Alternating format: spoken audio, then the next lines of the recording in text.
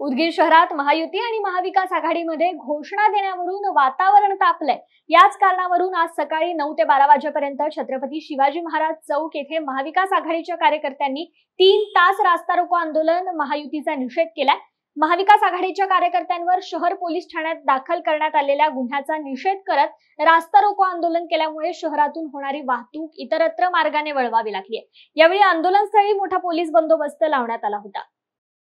काय आज आंदोलन करण्यात आलं आणि पोलिसांनी जे बाजीबाजी केली किंवा पोलिसांच्या वतीनं काय हे करण्यात आलं? आज महाविकास आघाडीच्या वतीनं तमाम महाराष्ट्राचं दैवत विलासराव देशमुख साहेबांबद्दल या ठिकाणी ज्या काही चुकीच्या घोषणा दिल्या होत्या स्थानिकच्या मंत्र्याच्या वाढदिवसामध्ये, त्याच्या विरोधामध्ये या ठिकाणी आंदोलन करण्यात आलं होतं। या आंदोलनामध्ये जे चुकीचे गुन्हे दाखल करण्यात आले ते कमी करण्यासाठी आम्ही विनंती प्रशासनाला करत होतो, पण इथले प्रशासन DYSP साहेब आणि PI साहेब यांनी हे आंदोलन चिरडण्याचा प्रयत्न केला।